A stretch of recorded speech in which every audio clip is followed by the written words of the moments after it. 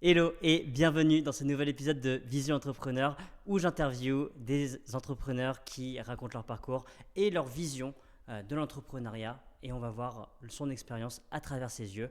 Aujourd'hui, j'accueille Fabrice. Fabrice, bonjour. Bonjour à tous. Comment vas-tu? Très bien et toi? Écoute, ça va super. En tout cas, merci beaucoup d'avoir accepté l'invitation et d'être le deuxième invité de ce podcast. Est-ce que tu veux bien te présenter? Eh ben oui, avec plaisir. Merci à toi de m'avoir invité. Plaisir. Du coup, moi c'est Fabrice, j'ai 27 ans. De formation, je suis développeur. J'ai lancé depuis 2 ans ma startup qui s'appelle Movelytics.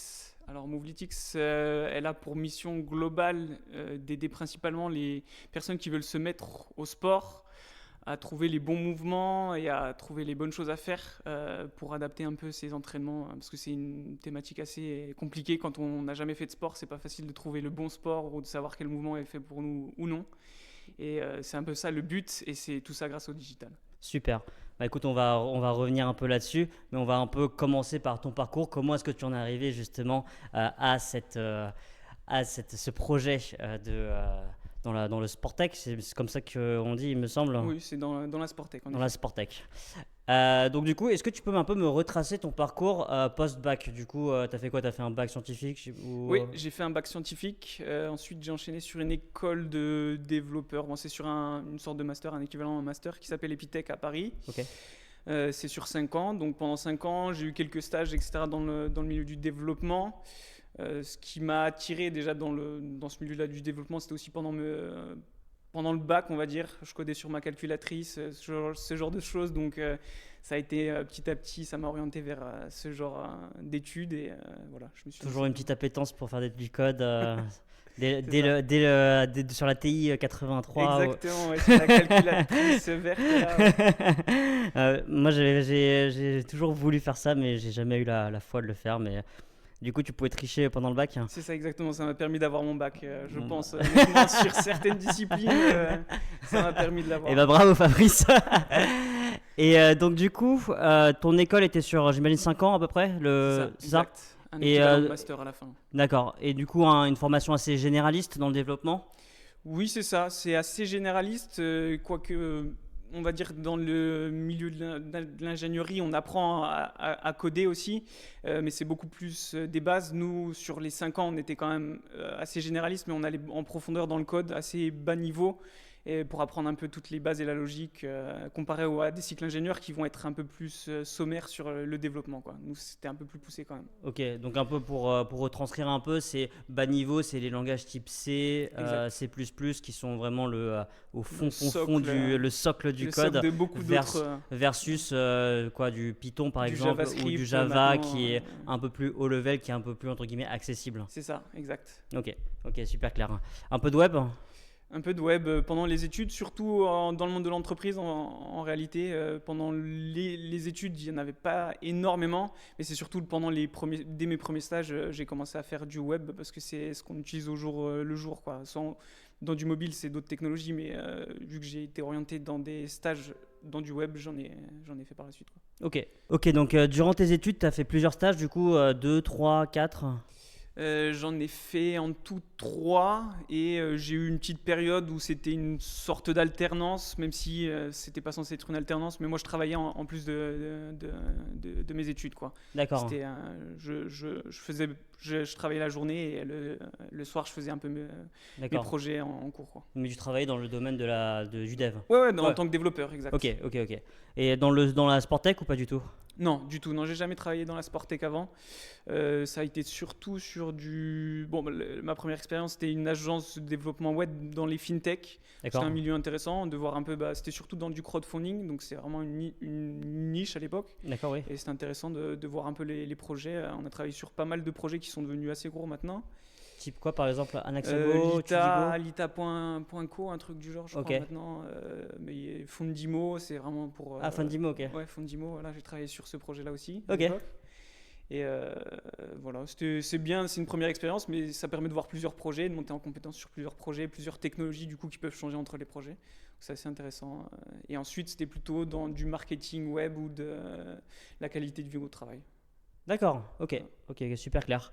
Et donc du coup, tu as ton diplôme et tu décides du coup de partir dans le salariat, tu trouves un poste. C'était quoi ton dernier stage qui se transforme un peu en... Exactement, c'était mon dernier stage. Ils m'ont proposé un CDI à la suite du stage. Je terminais mon diplôme, donc voilà, ça s'est bien enchaîné. Après, j'ai changé de boîte aussi après, mais voilà, je suis parti dans le salariat parce que c'était la suite logique, on va dire, que c'était mon premier CDI. Mhm. Voilà, ça Et faisait du la coup là, c'était continuité. dans quel domaine?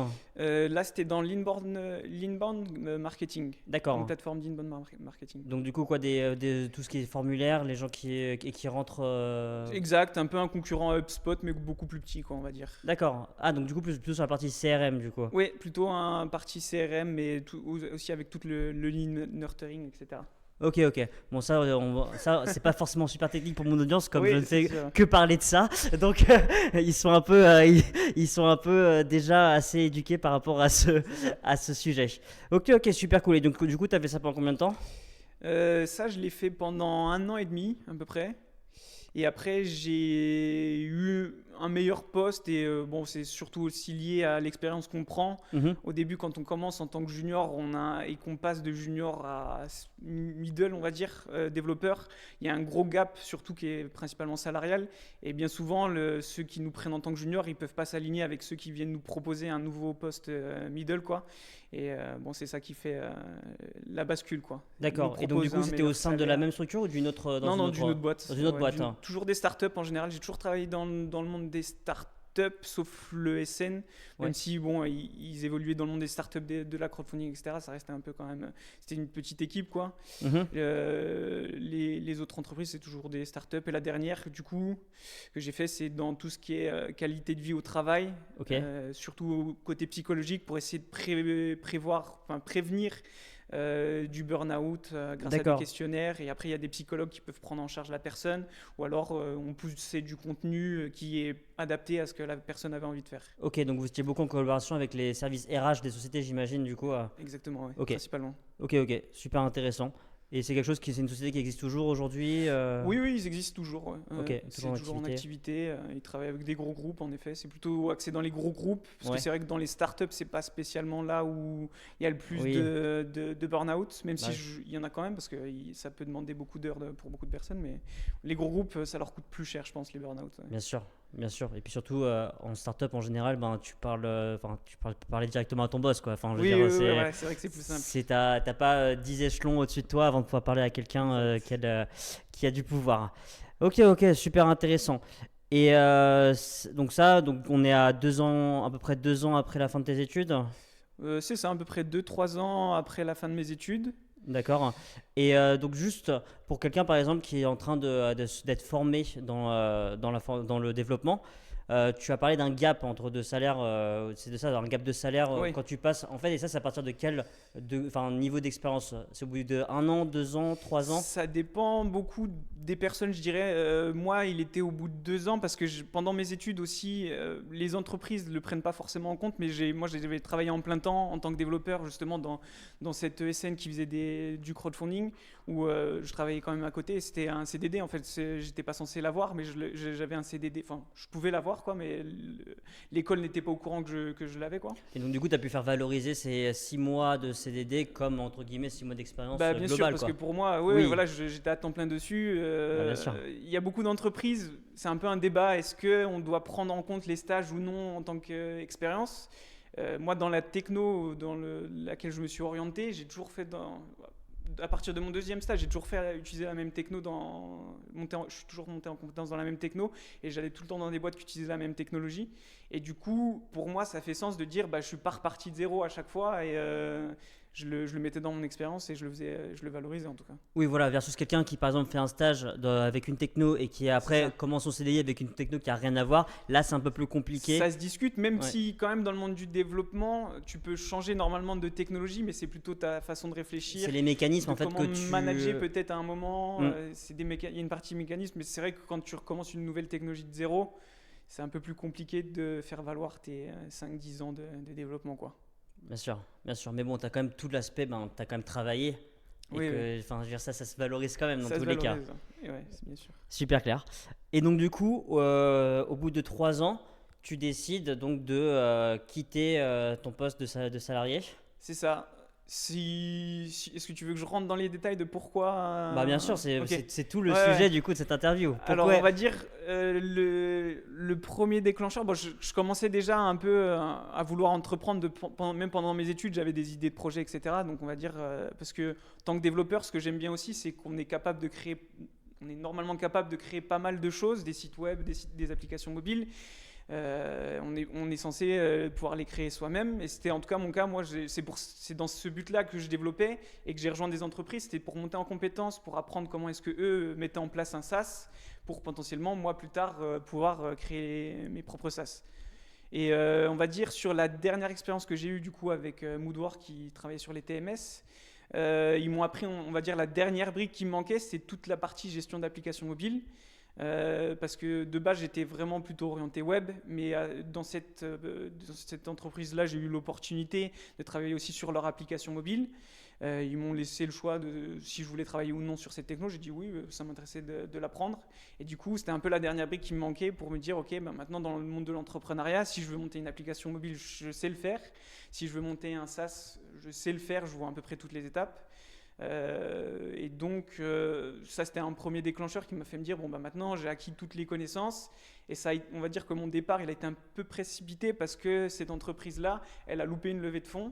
Ils nous avaient recruté dans l'optique de lever 10 millions sauf qu'ils ont recruté une dizaine de personnes sans avoir les fonds et au bout d'un an ben le fonds leur a dit ben ça va pas se faire. Et ils avaient dit non à tous les autres fonds, même si c'était des sommes un peu moins importantes, ils avaient dit non. Et donc ils se retrouvaient un peu La douche froide quoi. voilà, compliqué.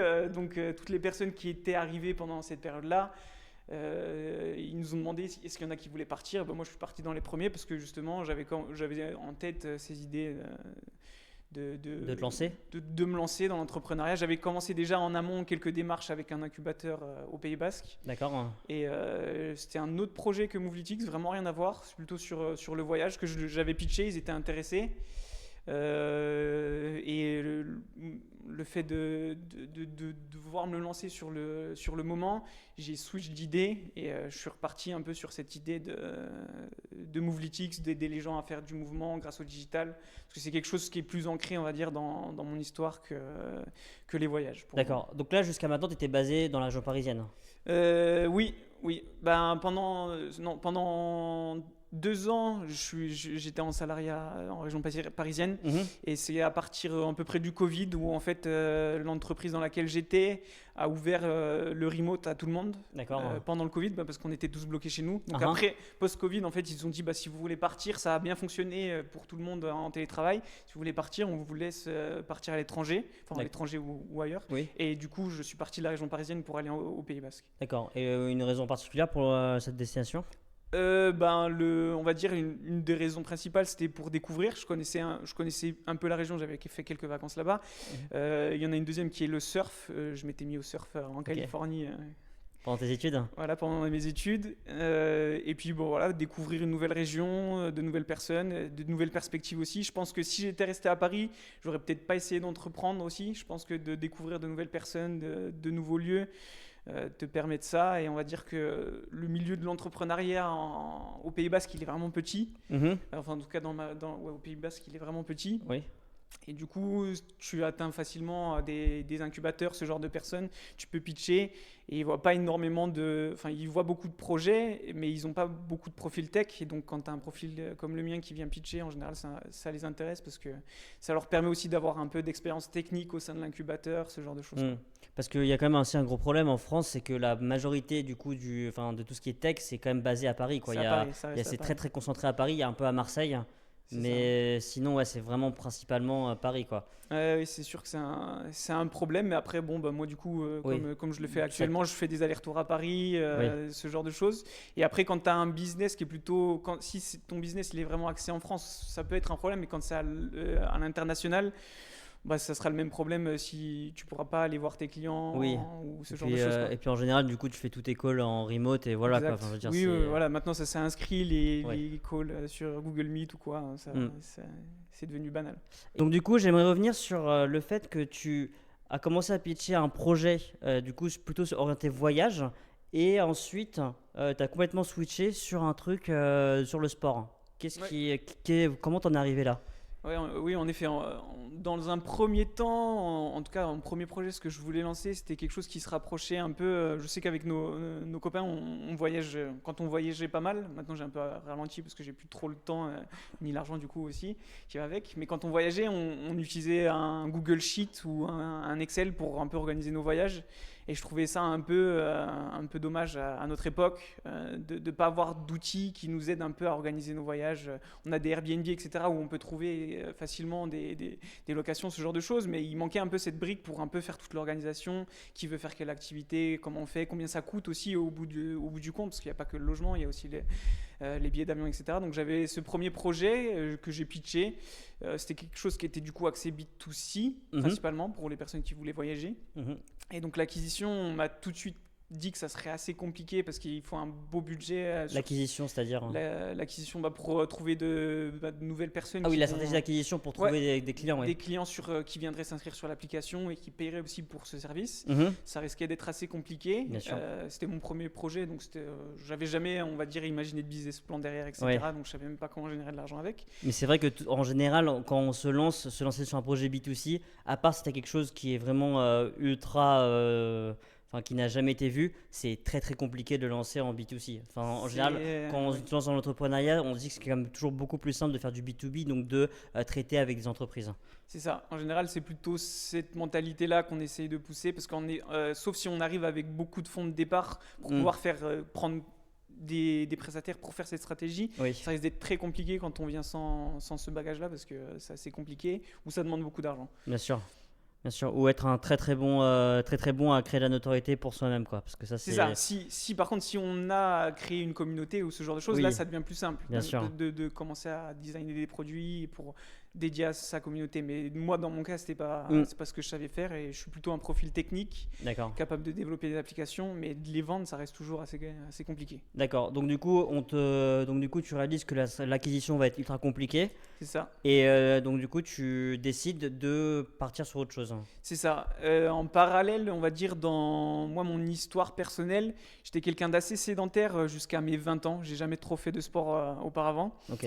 Jusqu'à mes 20 ans, ou pour des raisons personnelles, bon, j'étais un peu en surpoids j'aimais pas spécialement le premier stage que je faisais. Et du coup, ça m'a amené à me dire, ok, ben, pour me changer la tête, enfin, pour me changer les idées, je vais me mettre au sport. Et Ok. j'ai commencé à faire de la course et à suivre une application de sport. À faire des programmes et à être vraiment assidu à le faire pendant 3 mois. En 3 mois, j'ai perdu 20 kilos. Ok. Sauf qu'à la fin de cette perte de poids, je me suis rendu compte qu'en fait, j'étais blessé à plein d'endroits, enfin au genou et au dos. Parce qu'en fait, en effet, j'avais jamais fait de sport avant. Oui. Je faisais du sport sans coach, avec des applications qui te sont très motivantes, qui t'expliquent pas spécialement comment faire un bon squat ou Ouais. une bonne pompe. Et pendant on va dire pendant que tu es en train de le faire pendant 3 mois, c'est quelque chose de quotidien, tu vas pas forcément ressentir les douleurs. Mais au bout de 3 mois, j'avais atteint mes objectifs parce que 20 kilos, bon, Ouais. j'avais vraiment perdu, pas que j'avais perdu aussi énormément de muscles, etc. Ça devenait un peu presque dangereux, quoi. Ok. Et quand j'ai coupé, c'est là où je me suis rendu compte que j'étais plus capable de courir. J'ai dû arrêter la course pendant peut-être un an à peu près. Et du coup, aller voir des kinés, À ce cause genre des de blessures, choses. du coup. C'est ça, à cause des blessures. Et donc les blessures qui étaient dues du coup au fait que tu pratiquais sans en fait Sans sans supervision, c'est ça. supervision. D'accord. C'est Et donc du coup, tu as fait un peu de course, du coup, c'est ça? Ok, c'est ça. Moi, mon entraînement de base, c'était que je courais au minimum 5 km par jour, tous les jours. Ok, Euh, cinq- Peut-être avec un jour de pause le dimanche, quelque chose du genre. d'accord. Et je suivais une application de type Freeletics. Ok, Et ça, je pense que j'avais alterné, c'était pas tous les jours, c'était tous les deux jours, quelque chose du genre. d'accord. Et donc ça, c'est plutôt du poids de corps, c'est ça? C'est ça, plutôt poids de corps, exact. Ok, ok, ok. Et la course, du coup, tu as fait des courses enfin de durée ou enfin des Hmm, semi-marathons, non, 10 non, jamais. km, jamais? Je me suis arrêté mon maximum maintenant, parce que maintenant je me suis remis à la course, Ouais, maintenant ça va mieux, j'ai plus de soucis. Le plus que je fais, c'est entre 12 et 14. d'accord. Mais on va dire toutes les semaines, je cours minimum 12 km. Il y a des semaines où je vais courir 20, Mhm. mais ça dépend vraiment de mon envie, quoi. Maintenant, c'est plus une nécessité pour mon corps parce que il y a des moments où j'arrête la course et j'ai j'ai un limbago qui va revenir, ce genre de choses. Et la course m'aide beaucoup aussi à faire en sorte, parce que j'ai du coup un poste qui est très sédentaire. Oui.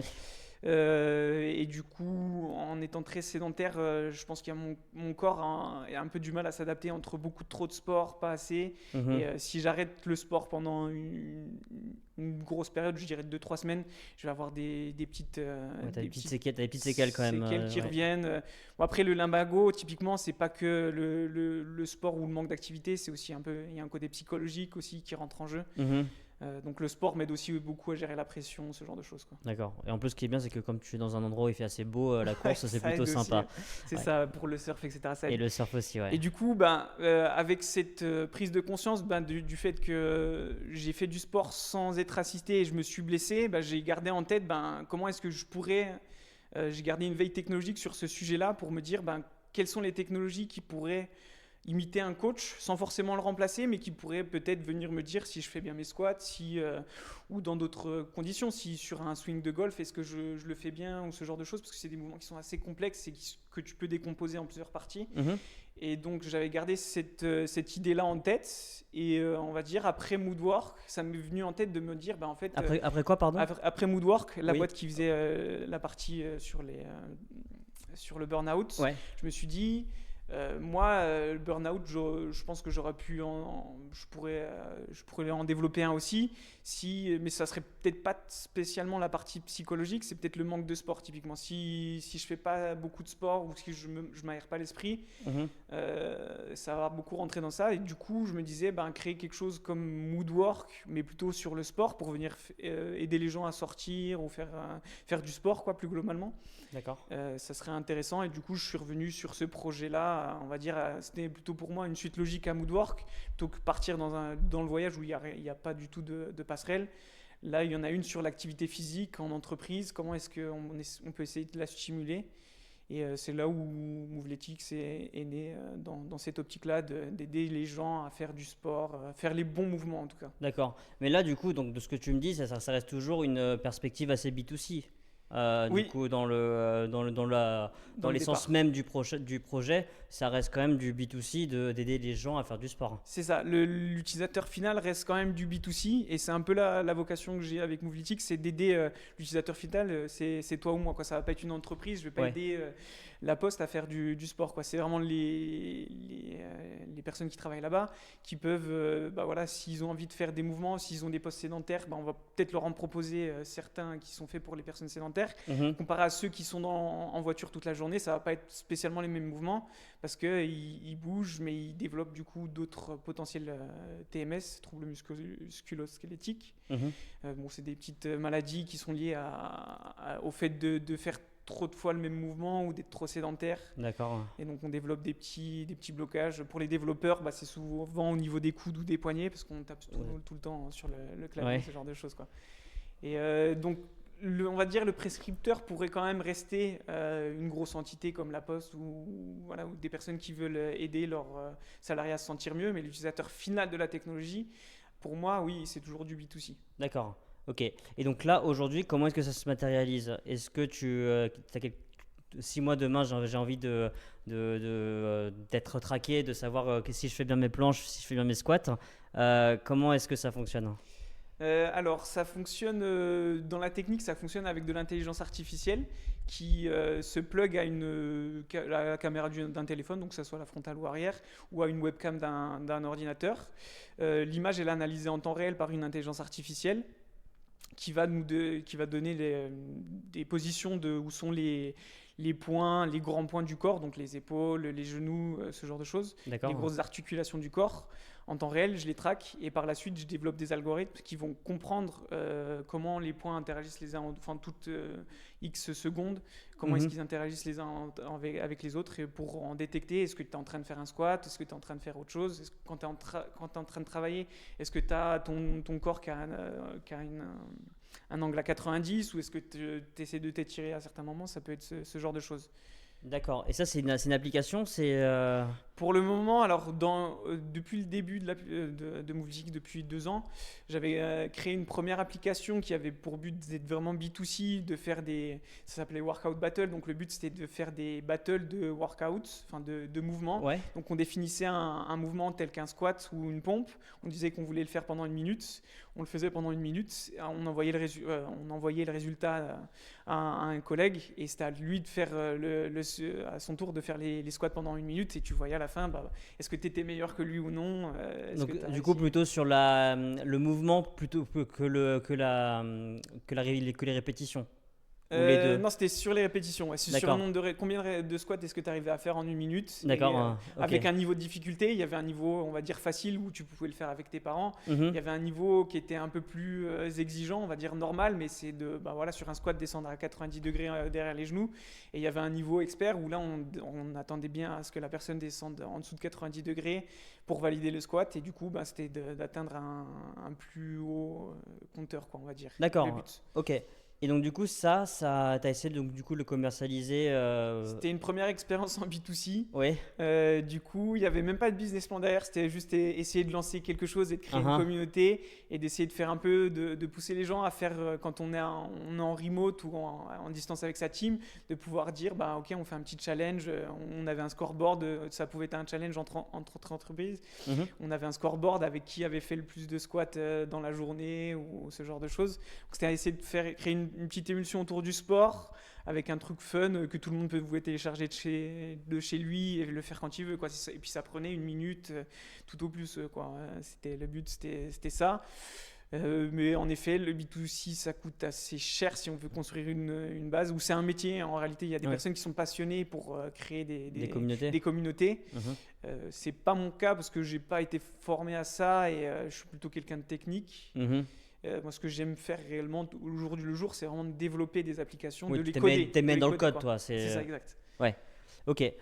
Et donc du coup, est-ce que tu as réussi quand même à avoir un peu de traction par rapport à cette application? Quels sont les enseignements du coup que tu en tires de ce Les enseignements, j'ai eu un minimum de traction parce qu'en même temps, j'avais mis aussi un peu d'argent dedans pour essayer de. J'avais pris une prestataire qui me faisait la communication, qui faisait Mhm. des vidéos, etc., qui était vraiment, franchement très quali. Donc très du coup, cool. c'était plutôt stratégie quoi, contenu. Réseaux sociaux, Ouais. exact. Contenu sur Instagram principalement, Instagram et TikTok. D'accord. Essayer du coup de construire. Donc on avait des bons retours quand les personnes tombaient dessus, et c'était assez sympa, mais fallait réussir à ce que les gens tombent dessus, les sportifs, etc. Ouais. Téléchargent l'application et tout, donc il y a toujours un taux de conversion qui est encore plus faible que les personnes qui visionnent. Bien sûr. Donc c'est assez complexe en B2C dès le début de vouloir se lancer. Les budgets ils étaient très petits, donc j'ai peut-être eu jusqu'à 1000 téléchargements, D'accord. mais ça m'a permis de montrer que la techno elle fonctionnait en réalité. Uh-huh.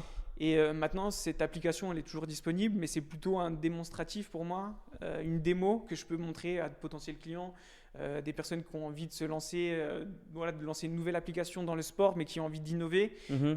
Là, je leur montre un axe d'innovation qui fonctionne, et voilà. Non, parce que là, aujourd'hui, du coup, cette technologie, tu sais toujours ton axe principal de ta société, mais maintenant, tu ne la distribues plus via Workout Battle, mais plutôt avec d'autres sociétés, en fait. Plutôt. C'est ça. Voilà, le business model, il a tourné un peu à ce moment-là. C'est que suite à cette application, j'ai eu des développeurs qui m'ont demandé un peu comment j'avais stabilisé, parce que on va dire, le principe de reconnaître des mouvements sur une vidéo, il existe depuis peut-être 20-30 ans, peut-être même avant, Ouais. mais il est assez compliqué à mettre en place pour faire du temps réel et pouvoir créer un compteur de squats. Comme tu as ta montre qui tourne quand tu cours, là, pour compter des squats, c'est un peu plus compliqué. Et Pourquoi? ça demande des IA qui sont très compactes, parce qu'il faut qu'elles puissent tourner sur des téléphones portables qui ne sont pas tous puissants. Mhm. Ils ont tendance avec le temps à évoluer et à être de plus en plus puissants. Donc, au fur et à mesure, c'est de plus en plus probable que ça arrive de plus en plus. Mais c'est des technologies du coup qui sont quand même assez de pointe et il te faut des grosses équipes derrière pour les mettre au point. Et typiquement, moi je me base sur une IA qui est open sourcée, qui est distribuée par Google. D'accord. Et du coup, D'accord. Et donc du coup, en fait, donc t'as la couche IA de base qui fait du tracking de mouvement, c'est ça? ce qui traque une personne sur une image. D'accord, Voilà. avec j'imagine des points C'est selon ça. les trucs. Des Donc, coordonnées sur l'image pour me dire où sont les points. D'accord, et t'as quoi? T'as la tête, Ouais, la tête, les épaules, on va le, dire les plus gros, quoi. le Genoux, genou, hanches, bassin, t'as enfin, les bras, les poignets. poignets, ouais. C'est ça. Ok, ok. Et donc avec cette technologie, tu mets une couche par-dessus pour traquer du coup, Pour pour comprendre comprendre. tous ces points, hein. Voilà, comment est-ce que au fil du temps et dans un contexte, si tu ligues le contexte, ben, je vais faire des squats, tu sais que tu es déjà dans un contexte de squat et du coup tu vas regarder tous les points à chaque moment, qu'est-ce qu'ils font les uns entre les autres, tu vas D'ac- pouvoir calculer les angles du coup pour D'accord, voir justement est-ce que quand tu es en position haute, tu es debout, donc ça tu peux le détecter facilement quoi, avec les angles. Quand il est en bas, pareil avec les angles, tu détectes que la oui, personne que est en le position mouvement basse, était quoi. bien fait du coup. C'est ça. D'accord, Tu peux ok. donner des points d'attention et du coup c'est avec ça que je donne des feedbacks pour dire justement il y a peut-être un moment où il y a un côté où tu as basculé, tu as perdu ton équilibre, ça je peux le détecter, il y a une raison à pourquoi tu as perdu ton équilibre et c'est peut-être parce que tu dois renforcer, au lieu de continuer de faire des squats, il faut renforcer avec d'autres mouvements quoi. D'accord. Et donc ça, du coup, tout ce package, c'est pas quelque chose qui est disponible pour le consommateur, mais qui est disponible si, par exemple, une société veut développer une application dans le sport. C'est ça, pour revenir un peu à ce que je disais, c'est ça, j'ai eu des demandes de développeurs sur comment est-ce que j'avais stabilisé un peu tout ce processus. Mhm. Et suite à ça, je me suis dit, ok, si je veux créer quelque chose plutôt B2B, parce que le B2C, c'était assez compliqué à maintenir, Mhm. voilà, là j'avais un axe, c'était d'aller voir les entreprises et de leur dire, moi je vous mets à disposition une API avec un protocole qui vous permet d'intégrer ces technologies. Et donc j'ai développé cette API. Et ça, pour le coup, ça c'est mon premier produit avec un vrai business plan derrière. D'accord. Une API, juste pour l'audience, une API, c'est ce qui permet du coup à un logiciel de récupérer des fonctionnalités d'un autre logiciel C'est ça. ou de la à peu près. donnée. Oui, c'est ça. C'est une sorte de, en fait, c'est des tuyaux entre des applications. C'est ça, exactement. Je sais pas si je l'explique bien, mais Oui, non, mais pour l'imager, c'est ça, c'est de permettre d'intégrer une technologie dans ton application. Voilà, sans devoir l'intégrer directement, sans devoir la développer, la coder dans l'application en ça. elle-même. Ok. C'est ça. Et du coup, comme j'avais eu des demandes, je l'avais pitché à quelques entreprises dans le sport. C'était intéressant. Mhm. Donc, j'ai développé l'API et j'ai eu des clients. Mon API n'était même pas fini en ligne, que j'avais déjà un premier mec avec qui je discutais qui était client et qui est toujours client. C'est vraiment le premier projet je ne sais même pas comment est-ce qu'il m'avait trouvé à l'époque.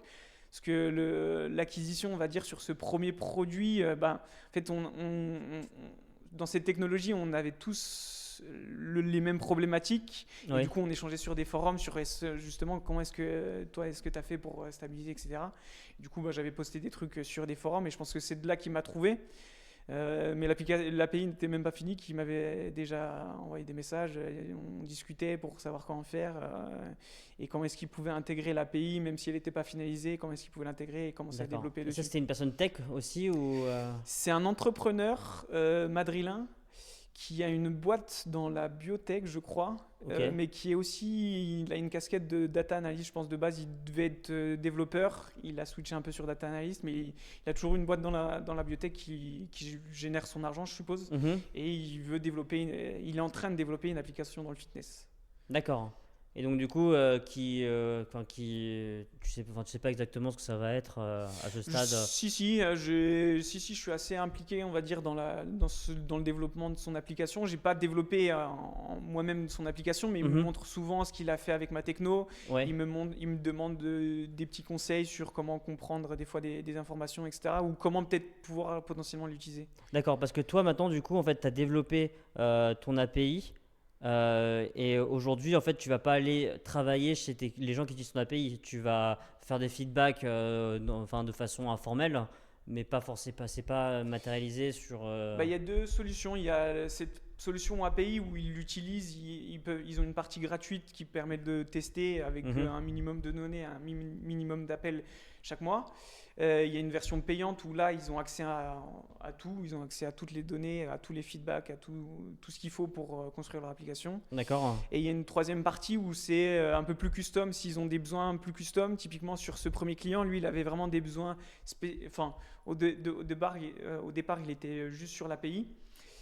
Au départ, il était juste sur l'API, il utilisait l'API, il la testait, mais à un moment, il a eu besoin d'un truc un peu plus custom que proposait pas l'API et qui n'avait pas besoin d'être développé dans l'API. D'accord. Et donc là, je lui ai développé, on va dire, une intégration custom. Donc je fais aussi des intégrations custom Ok. pour ceux qui en ont besoin. Mais ça, normalement, on va dire, j'espère dans le futur, c'est plutôt à eux de développer. Moi, je donne une première base, une première couche qui leur permet de développer eux-mêmes ces outils spéciaux. Et c'est d'autres développeurs qui devraient faire ce travail d'intégration custom. Mais D'accord. je peux le proposer aussi pour Oui, certains. parce que dans le cas où j'imagine que c'est des petites équipes qui n'ont pas forcément Oui, un c'est ça. dev dans leur équipe, ben, tu peux, entre C'est ça. guillemets, prêter main forte. Puis moi, je connais déjà la technologie, je connais déjà un peu tout ce ce qu'on est censé pouvoir faire avec.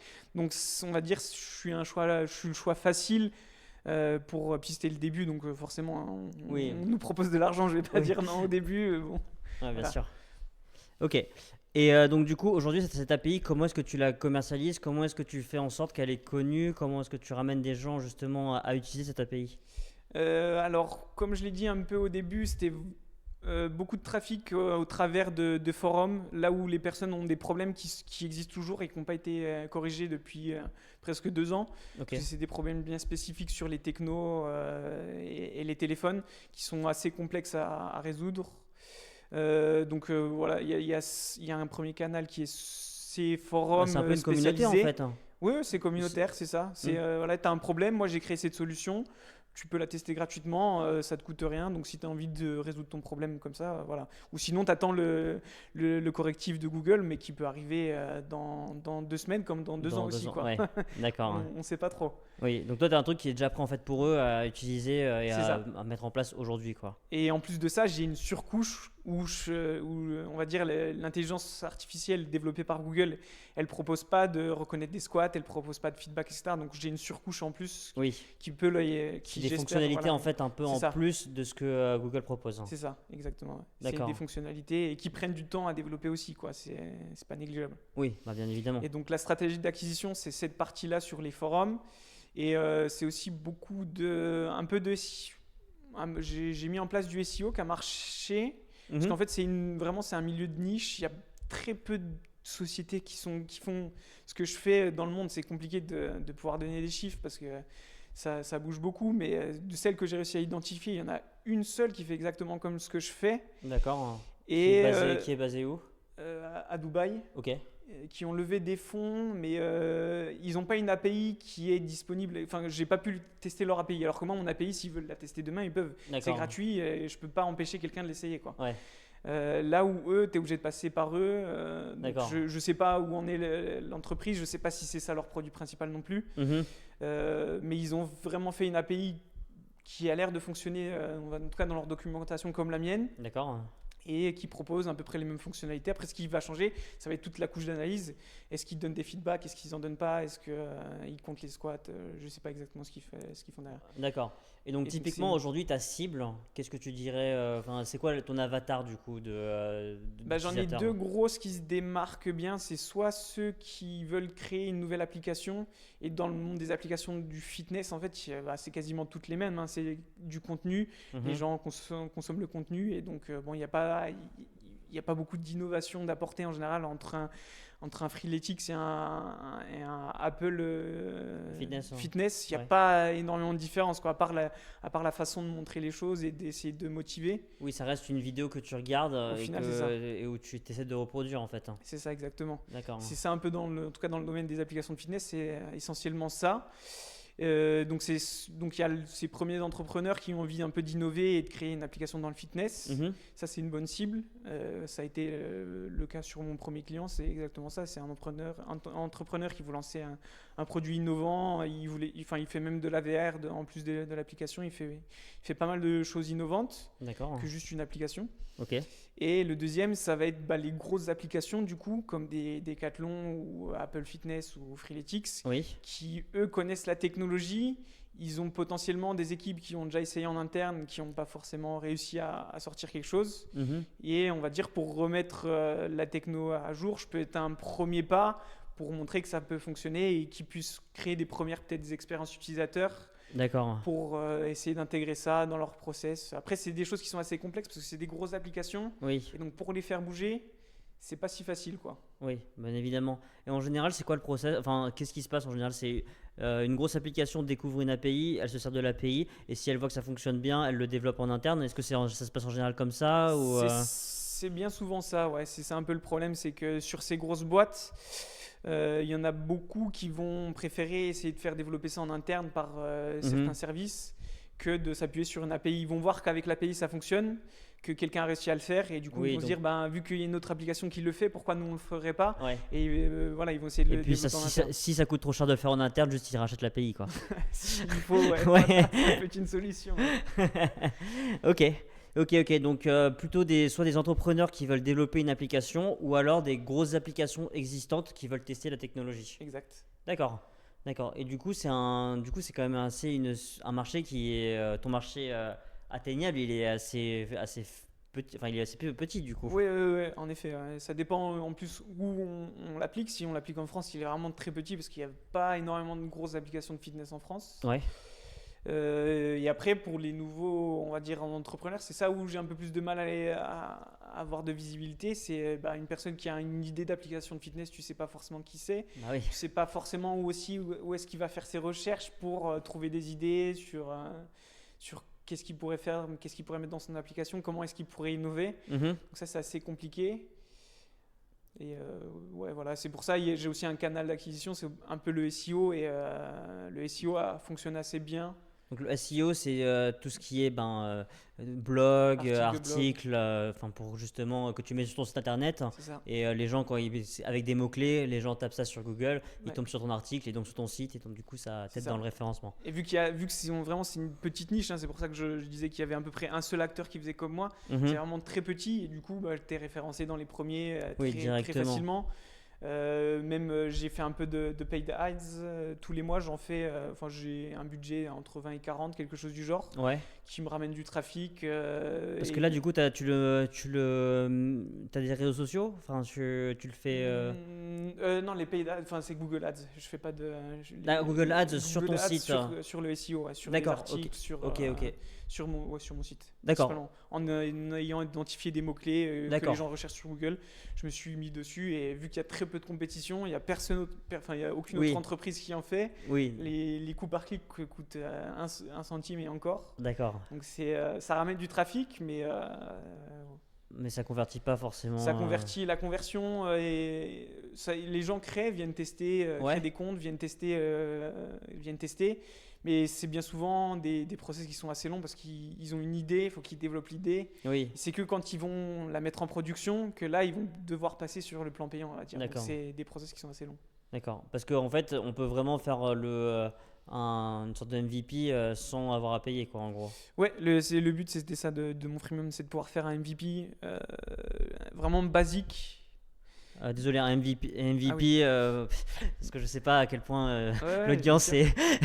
est à même avec les termes du coup de dev. MVP, c'est donc la première version d'une application quand on a une idée. On essaie de faire, en anglais, c'est le minimal value. Attends. Minimum Viable Product. Ouais, c'est ça, Minimum Viable Product, qui va être en fait les fonctionnalités de base d'une application pour le tester sur le marché et pouvoir le présenter à des utilisateurs pour avoir un premier retour sur une application. Ouais, c'est ça. Voilà. Ok. Et donc du coup, via cette stratégie, donc entre guillemets, beaucoup de gens testent ton API, mais ne convertissent pas en payant. C'est ça. Il y a peu de conversion, et là c'est un peu le sujet du moment. Est-ce qu'il y a des meilleures stratégies, peut-être qu'en open sourçant le projet de base de l'API, sans la brique analyse, et vraiment de faire payer que la brique analyse, et on va dire toute la partie vraiment technique de comment est-ce que j'ai stabilisé le tout, faire quelque chose d'open source, parce que là ça ramènerait du coup une grosse communauté, une potentielle grosse communauté qui pourrait tester l'outil, comme moi j'utilise l'open source de Google pour donc ça serait juste en fait une implémentation de open source de l'IA Google qui serait stable pour les applications mobiles, et après de voir comment est-ce que justement quand tu as cette base là de personnes, Qu'est-ce que tu peux leur vendre comme service derrière? Ça serait peut-être plus pertinent que d'essayer de les bloquer dès le début à obtenir, on va dire, toutes les infos dont ils ont besoin pour développer. Mhm. Et que du coup, ils essayent soit de le faire eux-mêmes ou alors qu'ils abandonnent le projet parce que du coup, ils se rendent compte qu'avec Google, ça marche pas et que la solution là, ça marche, mais que c'est payant. Du coup, ils sont. Ok. Ok, ok. Ou alors, enfin, ce que tu avais fait de base avec la partie custom, Oui, c'est c'est toujours d'actualité, ça, bien et sûr. c'est peut-être le meilleur entre guillemets façon parce qu'en plus tu accompagnes aussi les gens qui utilisent ton API, donc ça Oui, peut bien sûr. c'est du gagnant-gagnant parce que si tu as quelqu'un qui a une application qui réussit avec ton API, du coup c'est win pour toi C'est aussi. ça, ouais, voilà, Parce que du coup, toi, tu es rémunéré, j'imagine, à l'utilisation. c'est ça, exact. Enfin, en général, une API, c'est ça. Plus tu fais d'appels, plus tu vas payer ben, le mec qui a Oui, développé l'API. ouais, c'est ça, exact. C'est en termes d'appel par Et, mois. dans le plan payant, j'imagine, tu as un minimum d'appels qui est gratuit et après, au bout d'un certain nombre d'appels, tu commences à faire payer ou enfin, c'est Oui, comme ça que ça. c'est ça. Quand la personne paye l'abonnement, il a accès déjà à tout. Ouais, Il a le droit, on va dire, même le double ou le triple de ce qu'il y a en mode gratuit. d'accord. Et s'il dépasse ça, ben là, c'est payant en termes d'usage. Ou alors, on essaie d'adapter et de trouver un plan plus adapté aux personnes enfin, à l'attraction qu'il a besoin, quoi. Ok. Et est-ce que tu as des idées, par exemple, là, comme ça, qui viendraient d'applications idéales qui utiliseraient ton API? Une application idéale, moi, en tout cas, si je devais en redévelopper une nouvelle, ça serait vraiment plutôt que de me dire de suivre tout un entraînement, donc soit que ça soit un entraînement de CrossFit typiquement. Mhm, Ça serait un peu plus complexe parce que ça demanderait d'avoir beaucoup d'espace, que le téléphone soit toujours capable de te voir quand tu fais des mouvements, mhm. qu'il soit capable de te suivre. Donc, enfin, il faudrait le déplacer entre chaque. Si tu changes d'endroit pour faire un mouvement, ça peut être vite embarrassant de le bouger à chaque fois. Donc Ouais, moi, ça serait plutôt vraiment pour faire de l'apprentissage d'un mouvement spécifique.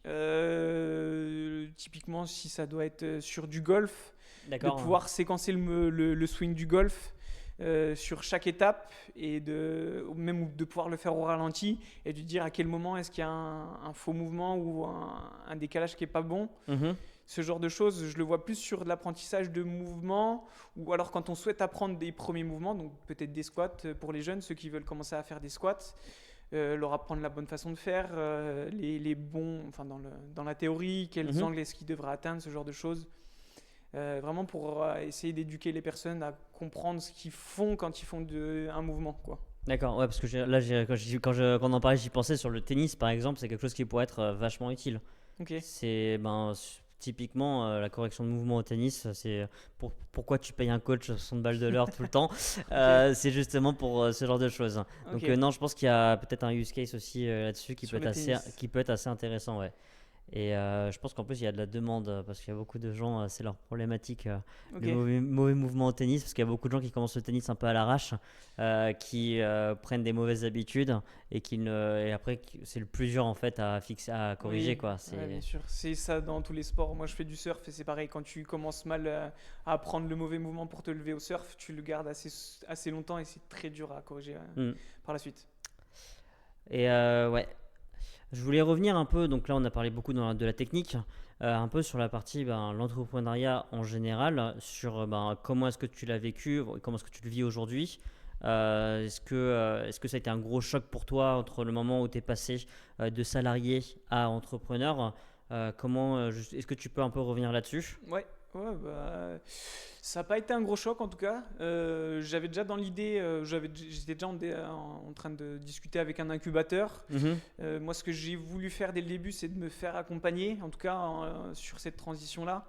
De ne pas être tout seul et de me retrouver chez moi, à plus avoir de travail et de pas avoir de locaux, ce genre de choses. D'accord. Je pense que c'est une bonne chose d'être entouré, surtout sur les premières expériences, de pouvoir avoir du monde autour de soi, des personnes qui essayent de lancer des projets. C'est assez motivant en général. Parce que toi, tu as décidé d'être plutôt en soloprenariat, de faire tes projets solo. Pas forcément. Je suis ouvert, on va dire, à m'associer, si je trouve le bon associé, quoi. D'accord, hein.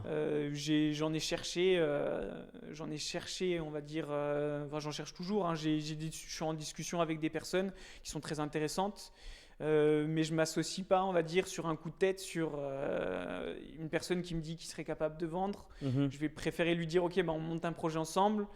Moi, je fais la partie tech parce que c'est ce que j'aime faire. Toi, Mhm. si tu arrives à le vendre, même en amont, sans que forcément que la partie tech soit finie, bah là, on s'associe, là, on crée une société ou alors je t'ouvre le capital de la mienne. Oui. Mais il y a besoin d'avoir un travail en amont, on va dire. Je vais pas lui faire confiance aveuglement parce qu'il me dit, je suis capable de vendre tout ce que tu veux. Oui. Et Voilà. à ce stade, du coup, enfin, tu n'as pas encore. J'ai eu des tests avec des personnes Oui. sur des petits mois. En général, voilà, j'essaie de dire, bah, sur un mois, on va essayer de monter un projet, Mhm. quelque chose. Il y en avait une qui était coach sur Barcelone. D'accord. Elle m'a dit, ok, moi je verrais bien les coachs payer pour ton API sur sur un truc spécifique, ça devait être une sorte de bilan physique, on va dire, Ouais. pour les coachs.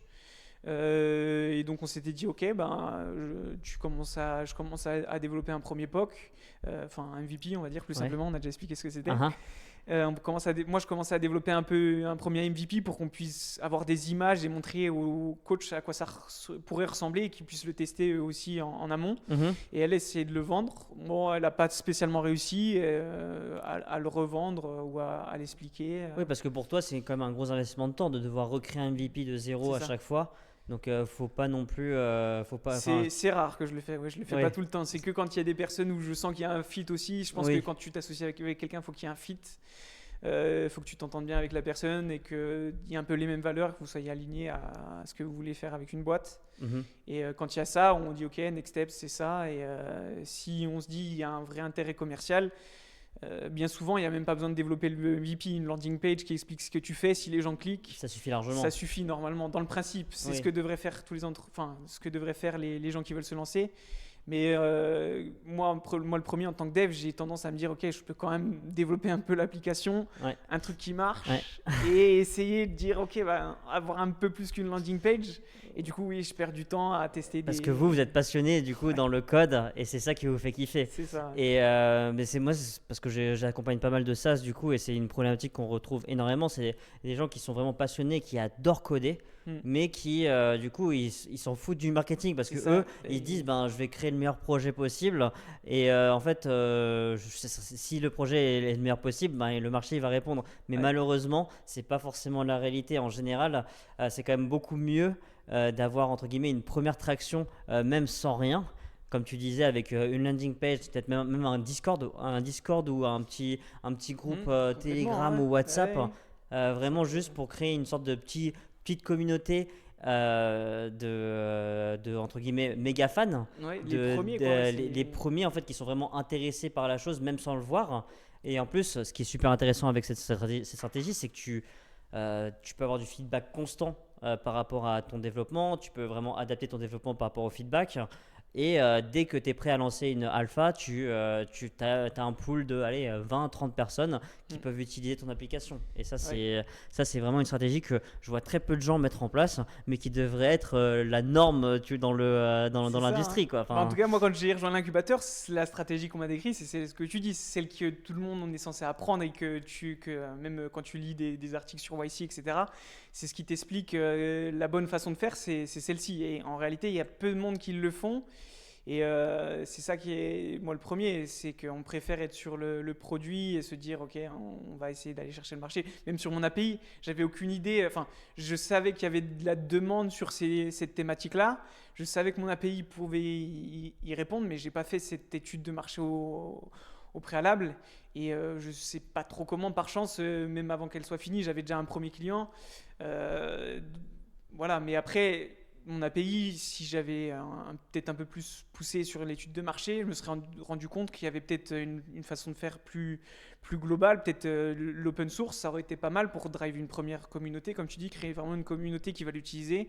Et après vendre un truc plus spécifique aux grosses boîtes qui vont voir la communauté de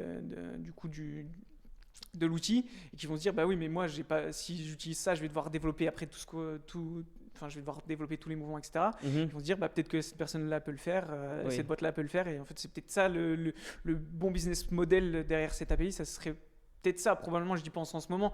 Je ne sais pas si ça sera une finalité, mais parce qu'actuellement, pour faire la conversion, sur des personnes, il y a des développeurs qui l'utilisent, mais c'est très dur de faire la conversion parce que je ne sais pas ce qu'ils veulent développer avec.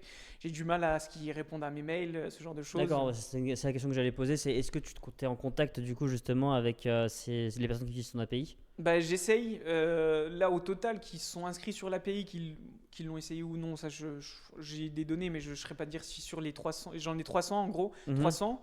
Sur les 300, je ne saurais pas te donner un chiffre qui l'a utilisé là tout de suite, mais il y a à peu près 80% qui l'utilisent, je crois, en général, j'avais regardé. D'accord. Et j'essaye de rentrer, j'ai pas donc le point d'entrée, c'est leur email, quoi. Ils me laissent l'email pour s'inscrire à l'API. Tu demandes pas le numéro de téléphone? Non, bah, c'est ça un peu mon problème, c'est que je demande pas. C'est une erreur que j'ai fait, mais l'API, elle a 6-7 mois maintenant. Dès le début, en fait, je l'avais mis un peu en mode comme ça, quoi. Je lance le truc, je savais pas trop si ça allait marcher. J'ai eu une première touche, alors que c'était pas fini. Donc j'ai essayé de faire les choses vite pour la finaliser. Et par la suite, du coup, il me manque typiquement des informations sur comment est-ce qu'ils m'ont connu. Ça, c'est quelque chose, j'en ai aucune idée. Est-ce que c'est du SEO? Est-ce que c'est sur les forums? Est-ce que c'est quelqu'un qui leur a parlé de moi? Ça, c'est un peu ce qui me manque et c'est dommage.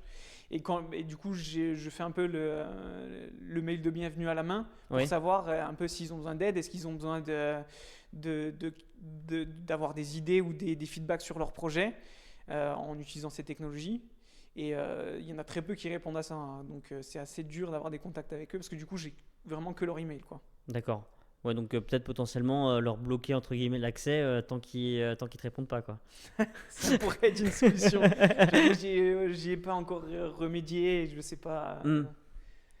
Déjà peut-être, je pense que déjà récupérer le numéro de téléphone à l'entrée, ça peut être beaucoup mieux parce que en général les gens sont plus enclins à répondre à un SMS ou même à un appel qu'un email. Un email tu l'oublies très vite et t'en as 50 par jour qui arrivent, donc du coup c'est sûr que c'est une problématique. Mais ouais, de toute façon, le retour client dans n'importe quel business en fait, que ce soit dans la tech ou dans en fait n'importe quel domaine, c'est le plus important en fait, parce que si tu arrives à avoir du bon feedback, tu peux soit améliorer ton produit, tu peux mieux le vendre. Enfin, il y a quand même, oui, bien sûr.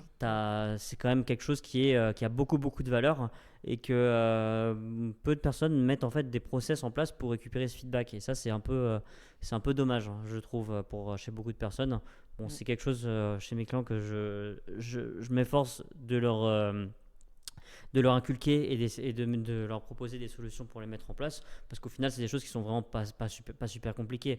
Envoyer un formulaire avec un petit questionnaire en demandant où est-ce que vous nous avez trouvé, je veux dire surtout pour des personnes tech, c'est pas forcément le plus compliqué, normalement quoi. ça devrait être dans l'inscription en fait. Je sais que dans mon processus d'inscription, j'aurais dû avoir sur les SaaS, du coup on n'en a pas parlé, mais sur le nouveau SaaS avec le coach sportif, ça c'est quelque chose que j'ai mis en place pour savoir justement. Je me suis dit je l'ai loupé sur ma première API, je vais pas faire la même bêtise là, je veux savoir d'où vient mon trafic, comment est-ce qu'ils m'ont connu, est-ce que la stratégie de faire de l'affiliation, est-ce que ça serait plus pertinent si je vois que c'est beaucoup de personnes qui viennent parce qu'ils ont été recommandés par un ami. Là l'affiliation ça fait sens, quoi. D'accord. Et donc du coup on peut transitionner effectivement sur cette collaboration avec un coach sportif du coup qui développe un SaaS, c'est ça? C'est ça. J'ai rejoint en tant que lead co-founder, donc une personne qui vient rejoindre une compagnie un peu après que le produit soit déjà créé ou le concept et qui est déjà on va dire en vente en général. Pour reprendre un peu toute la partie tech du coup de cette personne-là qui avait monté un logiciel de gestion pour les coachs sportifs. Donc lui, il est coach sportif depuis une vingtaine d'années.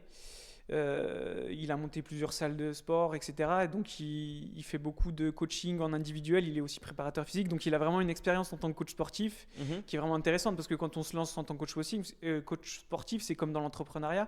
On ne sait pas comment trouver les premiers clients, on ne sait pas comment créer une première salle. Alors ça, à mon avis, c'est encore plus compliqué.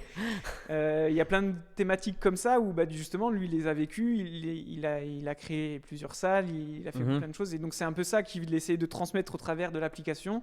Donc l'application, le but de l'application, le principal, c'est de gérer un peu tout son temps, pouvoir proposer ses services. Donc est-ce que c'est faire de la boxe, faire du crossfit, ce genre de choses. Donc pouvoir au définir. travers de la salle, c'est ça? Donc une personne qui est inscrite à sa salle a accès à cette application pour pouvoir réserver. C'est ça. Donc le coach s'inscrit sur l'application, il définit ses services. Est-ce que c'est de la boxe, du crossfit D'accord. Quel jour est-ce qu'il veut faire ça? Il définit son emploi du temps sur la semaine. Mhm. Et après, il invite ses clients sur l'application qui, eux, peuvent réserver, prendre des carnets de séances, prendre D'accord. des séances Ah à oui, du coup, l'unité. je peux payer directement à travers l'application, ce qui permet de réduire la friction. C'est ça, exactement. Ok, Et ok. voilà. Et donc du coup, c'est vraiment un outil de booking en fait. C'est un outil de booking, de réservation exactement pour les. C'est un peu comme un Planity ou un Ouais. Doctolib. Mais pour voilà. le sport du Pour coup. le hein. sport, voilà, pour les coachs sportifs. D'accord. Et oui, donc du coup, ça pourrait très bien être appliqué à des gens qui font par exemple du coaching à domicile. Ça pourrait s'appliquer à autre chose, en effet. Oui, ça pourrait s'appliquer à d'autres thématiques. Ouais. On reste dans l'univers du coaching sportif parce que lui, il est coach sportif. Donc, un coach sportif qui va à des coachs sportifs, Oui, c'est beaucoup mieux. c'est plus pertinent en général et ça Ouais. marche mieux. Et du coup, toi, qu'est-ce que tu fais dans ce SaaS, enfin ou dans cette Ouais, société? dans la société, je l'ai rejoint pour reprendre un peu toute la partie tech Mhm. qui avait été développée il y a 5-6 ans, D'accord. qui n'était pas trop utilisable en tant que SaaS. Ok. Donc c'était vraiment, en gros, il répliquait à chaque fois une application pour chaque coach. Donc quand tu as un problème sur une application, il faut ensuite le répliquer sur Ah tous oui. les trucs. Ok. Donc c'était pas scalable, quoi, on va dire, D'accord. comme application. Donc moi j'ai vraiment fait comme mon API en mode SaaS. Ok. Et du coup, avec une inscription gratuite, une période d'essai, voilà, donc j'ai fait une V2. J'ai changé aussi un peu au niveau des designs, ce genre de choses, quoi. Je l'ai remis au goût du jour et D'accord. voilà. Et du coup, et à ce stade, donc vous allez à la V2, vous l'avez lancé il y a combien de temps? La V2, on l'a lancée il y a 3-4 mois. D'accord. Et à ce stade, ben voilà, on l'a lancé. On l'a lancé réellement, je pense, depuis le début d'année. Ouais. Et avant, c'était plutôt des bêta-tests, on va dire. D'accord. Il y avait toute cette phase bêta-test. Même si on n'a pas annoncé en tant que tel que c'était une bêta-test, on l'a fait bêta-tester par les anciens clients du coup qui avaient leur propre application sur Mhm. la nouvelle, qui nous ont donné des feedbacks, qui nous ont fait remonter les problèmes. D'accord. Et là, on va dire elle se lance petit à petit là depuis début d'année. D'accord. Et donc du coup, et j'imagine que ton associé, lui, s'occupe plutôt de la partie commerciale. C'est le but. Ouais. C'était le but, on va dire. Moi, dans mon parcours entrepreneurial, en tout cas, j'ai accepté de m'associer avec lui parce qu'il avait cette casquette de bon vendeur en tant que coach, Mhm. qui vend à des coachs. Et il a une bonne casquette, du coup, il a plutôt la casquette de CEO dans cette boîte. Alors que moi, un dev qui vendrait une application à des coachs sportifs, ça fait pas rêver les coachs sportifs, je pense. Oui. Voilà. Donc Bien sûr. c'est pour ça aussi que j'ai accepté, c'est que s'il a cette capacité de vendre, de convaincre, que moi j'ai pas naturellement, on va dire. D'accord. Et donc du coup, mais j'imagine que tu connais un peu les canaux d'acquisition qui sont existants aujourd'hui. Enfin, tu peux en parler un peu plus? Oui, les canaux d'acquisition, donc c'est Instagram, TikTok, on commence à créer. Principalement c'était Instagram jusqu'à aujourd'hui. D'accord. Là, il est en train de relancer. Il s'était un peu stoppé sur l'activité avant que je revienne sur le projet, quoi. D'accord. On va dire, là, c'est un peu comme s'il avait une deuxième vie, le projet, depuis que je l'ai rejoint. Parce qu'avant, il était un peu en dormant, sommeil. ça dormait, ouais. Voilà, il cherchait pas de nouveaux clients, il en avait quelques-uns, il avait vendu à quelques coachs. Mhm. Il cherchait pas de nouveaux coachs à convaincre, quoi. D'accord. Et là, depuis qu'on a lancé la nouvelle version, là, il se remet dedans. Et du coup, les canaux d'acquisition, il y a un peu de mailing list parce qu'il il a des mails de coachs, Ouais. voilà, qu'il a acquis au long de sa carrière, quoi, entre Mhm. coachs. Il a une partie sur les réseaux sociaux qu'il avait commencé à développer avant. C'est une petite communauté, mais ça grandit petit à petit, quoi. D'accord. Et moi, du coup, je le pousse à plutôt de faire des contenus assez généraux sur qu'est-ce qu'est l'application, qu'est-ce qu'elle permet de faire, de plutôt prendre sa casquette lui en tant que coach et de dire, de répondre à des questions que peuvent se poser les coachs qui débutent sur typiquement comment est-ce qu'il a créé sa première salle, est-ce qu'il a emprunté de l'argent, Mhm. quelle banque est-ce qu'il a été voir, comment est-ce qu'il a fait pour monter. Parce que s'il emprunte de l'argent, il faut qu'il fasse un business plan. Comment est-ce qu'il l'a pensé, voilà, un peu toutes D'accord. ces étapes-là, quoi. Ouais, donc du coup, un peu une stratégie de personal branding avec pense que c'est ce qui marche du le mieux. building public, enfin Là, c'est pas vraiment du building public, mais c'est de l'expérience sur comment est-ce qu'il est arrivé là où il en est aujourd'hui, quoi. C'est ça, ouais. Je pense que c'est ce qui pourrait intéresser les coachs. En tout cas, si tu es coach sportif et que tu vas sur Instagram, t'as pas spécialement envie de voir le contenu de ok, mon application elle permet de gérer un calendrier. Oui, C'est cool de le savoir, mais t'as pas Ouais. besoin de 10 posts pour savoir ça. Tu Bien le sûr. fais une fois et tu le sais. bien sûr. Alors que justement, du contenu éducatif, si c'est une passion Mm. de faire du coaching sportif, par un passionné qui fait ça depuis 20 ans, je pense que ça a une certaine valeur. Effectivement, c'est vrai que pour la stratégie de créer de la notoriété plutôt que de vendre, c'est vrai que pas de l'expérience, etc., et de l'expérience à des gens qui s'identifient à ce coach sportif, c'est une super bonne stratégie, effectivement. Mais bon, c'est quand même super important aussi de montrer les fonctionnalités pour vendre après. Ouais, S'il faut bien quand sûr. même convertir, c'est bien de faire grandir la notoriété des marques, mais après, il faut savoir convertir. Mais oui, effectivement, je pense que c'est une bonne stratégie pour la suite. Un peu de prospection, pas du tout. Il commence, j'allais dire mais moi non, je le fais pas encore. Je Ouais. pourrais, je pense, me mettre dedans aussi, mais il est quand même meilleur vendeur que moi, donc oui, il a commencé à prospecter un peu en cold call, quoi, mais Ouais, ok. il en a fait un petit peu, parce que ce qui est pas mal dans ce business là, c'est que les coachs, quand s'ils sont présents sur internet, tu trouves forcément leur numéro de téléphone, Ouais. parce que même si quelqu'un veut commencer une séance avec eux, il leur faut bien un moyen de le contacter. Donc, Bien sûr. et s'ils n'ont pas de numéro de téléphone, c'est que si tu leur envoies un message, ils vont le lire. Donc, Oui. s'ils sont assez faciles à toucher. Et du coup, voilà, c'est un peu de démarchage, comme Ouais. tu dis, faire du démarchage, les appeler, faire des démos, ce genre Ouais. de choses. Mais ce qui prend beaucoup de temps. Un peu, j'imagine qu'il a son activité actuelle et donc du coup, Oui, il est c'est toujours coach, donc ouais, toujours c'est un peu, compliqué de jongler avec double C'est ça. société, quoi. c'est ça. Ok. Et donc du coup, ça c'est aujourd'hui ce que tu dirais ton activité principale, ou est-ce que tu es moitié-moitié avec Mou? Non, pas du tout. Non, c'est là l'application Coach Booking App, du coup, Mhm. c'est comme ça qu'elle s'appelle. C'est vraiment plutôt un side project. D'accord. J'ai vraiment passé beaucoup de temps à développer la nouvelle V2. Mhm. Et tant qu'il n'y a pas de traction, qu'il y a de réelle traction, donc il y a quelques clients déjà, Oui. ce qui est pas mal en 2-3 mois, on va dire. Ouais. Je vais pas m'en plaindre. Mais tant qu'il n'y a pas de réelle traction, on va dire une vingtaine ou trentaine de coachs qui sont inscrits et qui font avoir un revenu récurrent chaque mois. Uh-huh. Moi, je vais pas m'impliquer plus dans le projet là, parce Oui. que c'est un peu ce qu'on s'était dit de base, quoi. Moi, je fais ma part, je recrée une nouvelle version qui est un peu mieux que l'ancienne, Mhm. qui reprend à peu près les mêmes fonctionnalités. Ouais. Et s'il arrive à la vente, là, on pourra tenter un all-in sur le projet. Oui, Mais parce qu'en plus, vous aurez du s'il arrive feedback pas à la vendre, d'utilisateurs. oui, aussi, Toi, tu pourras améliorer ta application là-dessus. C'est ça. On a déjà des utilisateurs qui nous ont demandé certaines fonctionnalités en plus, Ouais. etc. Mais je les ai tempérés en disant, pour le moment, c'est pas à court terme, c'est pas ce qu'on va Oui. faire tout de suite, quoi. Ça pourra venir plus tard. Mhm. Et c'est aussi probable, ça peut être un projet qui, s'il n'arrive pas à décoller, moi, ok, je laisse de côté. Ouais. Ou alors, s'il décide de fermer la boîte, moi, je peux essayer de le relancer avec un autre coach ou quelqu'un d'autre, quoi. Parce que du coup, maintenant, vu que j'évolue dans le monde de la Sportech, Ouais. la Sportech, c'est pour expliquer ce que c'est une association de dirigeants dans de start-up ou de scale-up qui sont dans le milieu de la sport et de la tech, quoi, en France. Ok. En tout cas, et du coup, c'est un cluster de start-up dans ce milieu-là.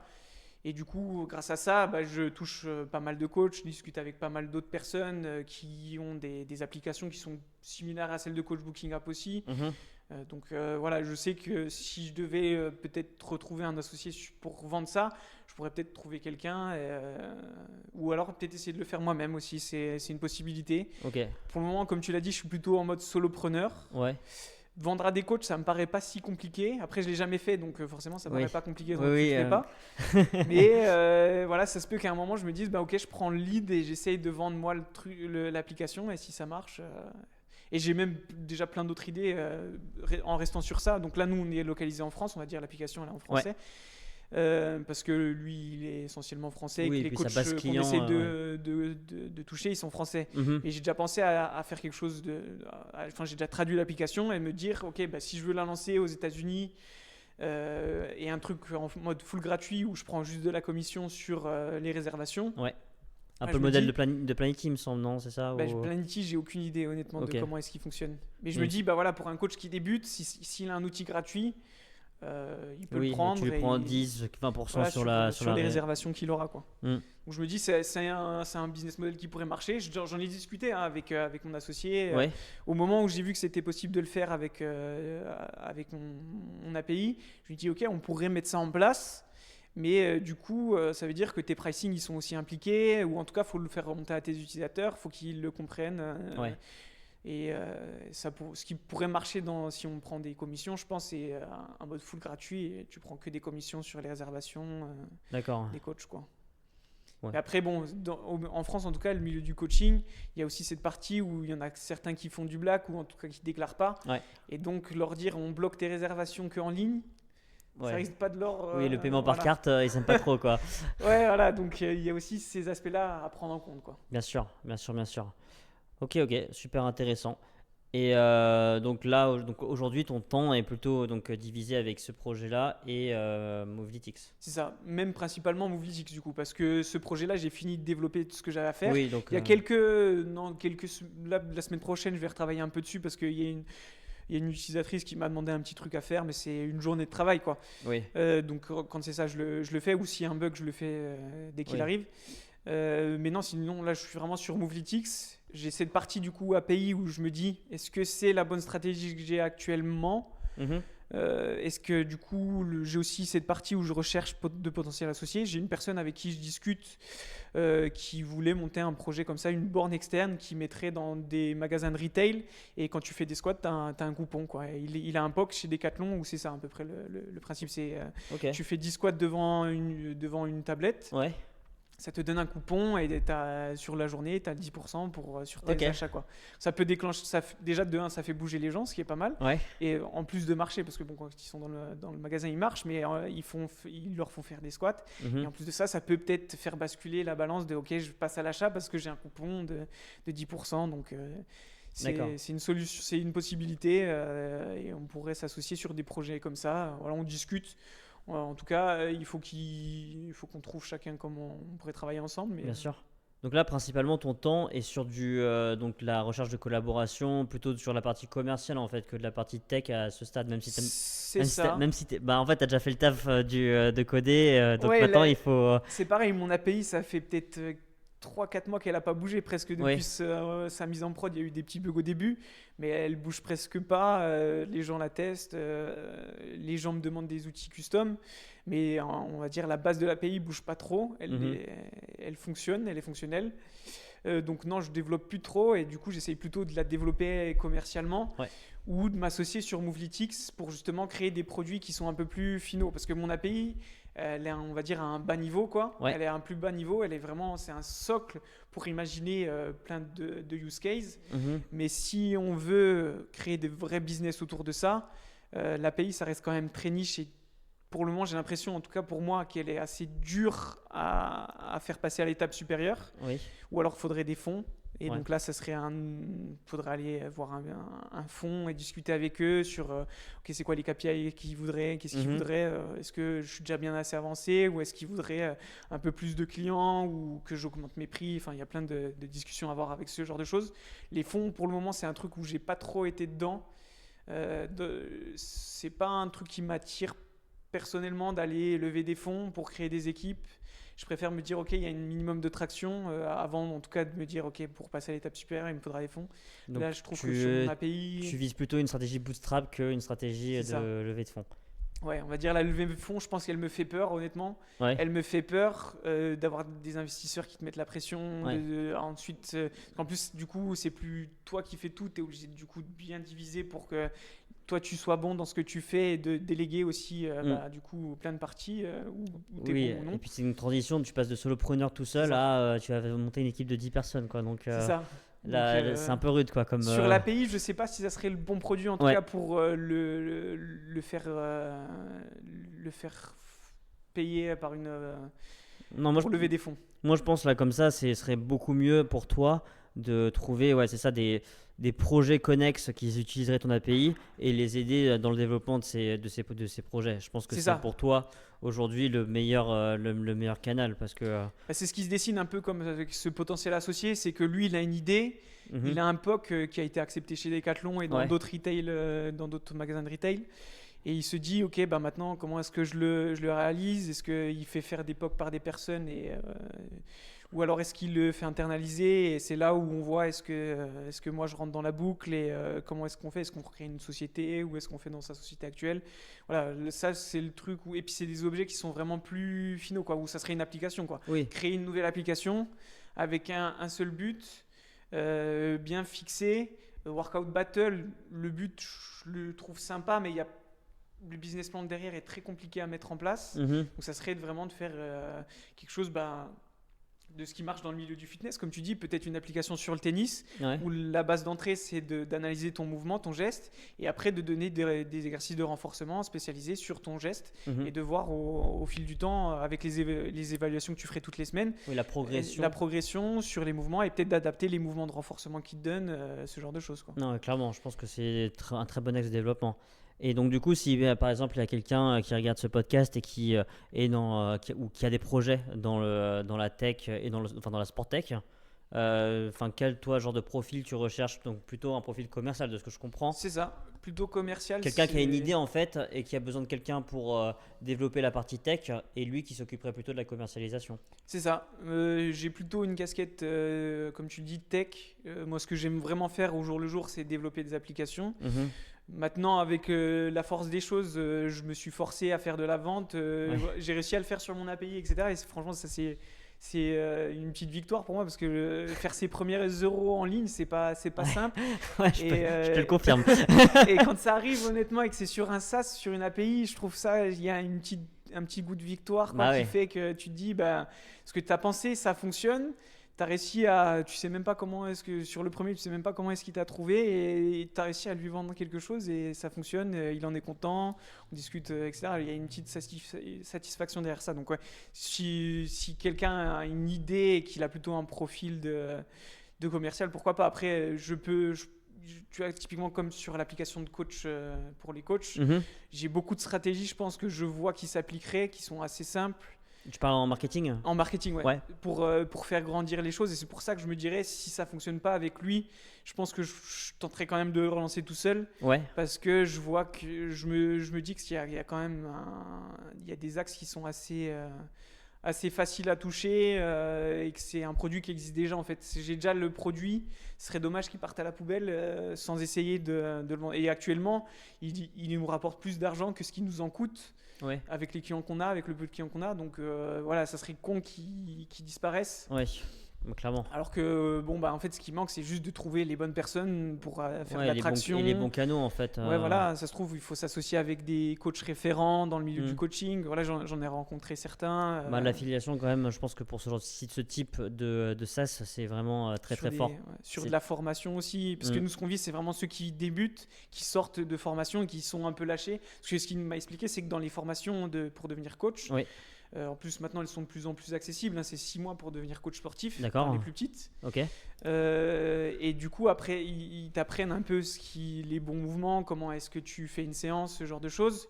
Mais ils t'apprennent pas à trouver tes premiers clients en général. Tu vois, c'est pas des modules qui sont de base. Oui, accès marketing, sont mais pas plutôt axés accès marketing. technique, d'apprendre de devenir coach sportif. Voilà, quoi. exact. Ouais.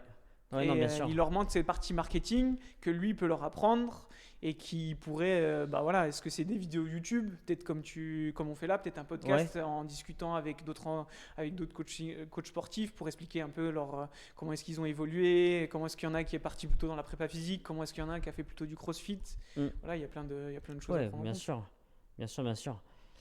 Mais oui, et après, si toi tu veux développer tout seul le truc, maintenant, je pense que j'imagine que ça va faire quoi, 3 ans que tu entreprends? Exact. T'as quand même, en général, quand tu entreprends, tu as quand même beaucoup de casquettes et tu apprends beaucoup de casquettes assez rapidement. Donc, je pense que même niveau marketing, tu es beaucoup plus c'est ça, je me beaucoup sens plus à l'aise confortable. maintenant. Voilà, maintenant, je me sens plus à l'aise si je devrais relancer une application ou si je devrais lancer une application mobile ou si je devais lancer un nouveau SaaS ou relancer du coup ce SaaS-là. Oui. Je vois à peu près les stratégies qu'il faudrait appliquer. Après, est-ce que c'est moi qui dicte ou est-ce que c'est quelqu'un qui dicte et après on s'arrange pour... Voilà, je ne suis pas fermé en tout cas à aider quelqu'un sur le marketing et à brainstormer sur les idées de comment est-ce qu'on fait l'acquisition, ce genre de choses, quoi. Ouais. C'est un sujet qui est important pour un un entrepreneur, c'est forcément important à un moment quoi, ou un Oui, autre. bah, bien évidemment. Et puis au pire, en plus, tu sais qu'il y a une agence qui s'appelle Libra Libra. Media qui travaille un peu sur ce genre de sujet. Oui, bien sûr. Euh, ok, bah écoute, c'est super clair. Est-ce qu'il y a des points, par exemple sur l'entrepreneuriat, qu'on n'a pas abordé, que tu aimerais peut-être avancer sur peut-être le mental, comment est-ce que tu arrives à gérer au jour le jour cette pression en fait, pas avoir de cadre, ce qui est entre guillemets une liberté, mais aussi un poids, parce que tu Mm. n'as pas de cadre, donc tu n'as aussi pas de salaire qui tombe tous les mois. C'est ça. Ouais. Est-ce que tu veux un peu évoquer ce sujet? Oui, bah c'est vrai que c'est un vrai sujet quand on se lance dans l'entrepreneuriat. En tout cas, au début, j'ai la chance d'avoir eu un CDI en tant que développeur pendant quelques années. Du coup, en France, on a quelque chose, enfin, on a un système assez sympa avec tout ce qu'on a autour, donc que ça soit le RSA jusqu'au RSA, quoi, mais même avant les Pôle emploi, Mhm. qui nous permet d'avoir cette aisance qu'on n'aurait pas dans d'autres pays. Je pense qu'aux États-Unis, si tu quittes ton métier, enfin, qui est développeur, derrière, tu n'as rien pour retomber sur tes pattes, quoi. Chaque mois, bah, tu vis, Bah, tu vis tes économies, quoi. voilà, tu vis de tes Mm. économies. Donc en France, il y a ça qui, on va dire, allège un peu cette charge mentale de se dire, ok, comment est-ce que je paye mon loyer, ce genre de choses. En tout cas, moi, c'est ce qui m'a permis de me lancer aussi au début, ce qui me faisait un peu moins peur, de me dire, ok, je me lance. Et après aussi, il y a cette partie-là où ben, je suis à un moment dans ma vie, j'ai 27 ans, j'ai pas d'enfant, j'ai pas de prêt. Ouais. Je préfère faire ça maintenant, me dire que j'ai tenté. Voilà, j'ai eu ce sentiment justement de faire mes premières ventes en ligne, qu'elles Ouais. soient liées à un truc. Je suis content de les avoir vécus, ces sentiments-là, et de me dire que bah voilà, ça a été fait, je l'ai réussi. Et puis même si mon API elle décolle pas, c'est pas grave, elle m'aura appris plein de choses sur la route, quoi. Donc c'est ça aussi qui m'a fait me lancer, qui me fait maintenir aussi au jour le jour. Je rencontre plein de personnes encore aujourd'hui. J'étais à un événement de la Sportec ce matin, j'ai rencontré plein de gens, c'est intéressant. On en apprend tous les jours. Et puis c'est vrai que ce qui m'a aidé, moi, c'est justement cette partie où je me suis dit dès le début, je me fais incuber dans un programme. Ouais. Et du coup, j'avais des bureaux, j'avais des locaux partagés avec un autre entrepreneur. On mangeait dès le début. En plus, c'était quelqu'un très cool qui avait un projet. C'est une tireuse à bière connectée Ok. pour automatiser le service de bière et C'est incroyable. la commande. Donc, c'est un breton. Et très cool. Et on mangeait ensemble tous les midis. Et puis lui, c'est vraiment l'entrepreneur. Il est à fond dans son projet. Il passait de 8h à 20h sur le projet, beaucoup plus que moi, ce que je pouvais faire. Mhm. Et c'est un bon exemple. Puis ça motivait du Et coup. puis voilà, ça motivait à venir au bureau tous les jours parce que même lui, on mangeait tous les jours, on mangeait ensemble le midi. Mhm. Encore aujourd'hui, maintenant, il est plus dans. Moi, j'ai mes bureaux qui sont séparés. D'accord. Hein. J'ai un bureau tout seul du coup maintenant. Mais je mange tous les midis avec tous les start-upers qui ont leur projet quasiment. Voilà, je suis pas tout seul. Quand j'ai des questions sur certains sujets où il y en a qui maîtrisent plus que moi, voilà, je peux aller leur demander. Eux, quand ils ont des questions sur du développement, ils Mhm. viennent me demander parce que je suis un peu le seul profil tech Ouais. de l'incubateur. Et c'est assez cool, quoi. Il y a des échanges de bons procédés, c'est un échange. Et je me fais aussi mentorer. Du coup, j'ai fait des programmes pour les jeunes de moins de 30 ans. En général, il y a des programmes qui existent pour trouver des mentors. Donc, c'est gratuit. C'est des personnes qui ont créé leurs entreprises, qui ont eu certaines boîtes, qui sont entrepreneurs de base, quoi, Mhm. et qui prennent du temps pour discuter avec toi de tes problématiques sur chaque semaine. Maintenant, moi, mon mentor que j'ai eu grâce à cette association, c'est un ami, quoi. On discute, je l'appelle, on prend un café. Voilà, c'est plus. Il me donne toujours des conseils sur l'entrepreneuriat si j'ai des questions, typiquement avec mon associé, comment est-ce que je peux gérer les choses, ce genre de choses. Il me donne beaucoup de conseils. Mais voilà, c'est un mentor, mais c'est aussi un ami maintenant, quoi. Et ça, c'était à travers l'incubateur du coup que tu as eu ce Non, mentorat? le mentor, c'était en dehors. C'est vraiment une association D'accord, pour les hein. jeunes de moins de 30 ans. Je ne saurais même plus te dire comment est-ce que je les ai trouvés, mais D'accord, j'ai hein. été contacté. Je pense à un moment, ils m'ont demandé si ça m'intéressait d'avoir un mentor. Ok. J'ai dit ouais, carrément. Et puis même au sein de l'incubateur, j'ai un référent qui s'occupe de mon projet. Mhm. Et lui, c'est pareil, c'est comme mon mentor. C'est même tous les jours, enfin, je vais pas le voir tous les jours, mais toutes les semaines, je vais au moins le voir une fois Ouais. pour discuter de points que j'aimerais discuter. Voilà. Ouais, c'est vrai que l'incubation est quand même un très bon moyen pour éviter du coup cette solitude de l'entrepreneur Exactement. et des fois en fait de se retrouver face à soi-même avec aucune sorte sorties possibles. Mais ce que je vis pas mal, moi, pour le coup, comme je ne suis Ouais, pas c'est sûr. comme je ne suis pas incubé. Mais ouais, c'est quelque chose qui est vraiment cool. Et pour entrer dans un incubateur, qu'est-ce qu'il faut faire? Ben, c'est bien souvent quand même sur des projets innovants. C'est Mhm, un peu ça où tu vois typiquement des agences. Je sais pas s'il existe des incubateurs d'agences. mhm. Ça pourrait marcher en réalité en Je vrai. pense que ça existe, mais ça coûte cher. Ah ouais, Ouais. ok.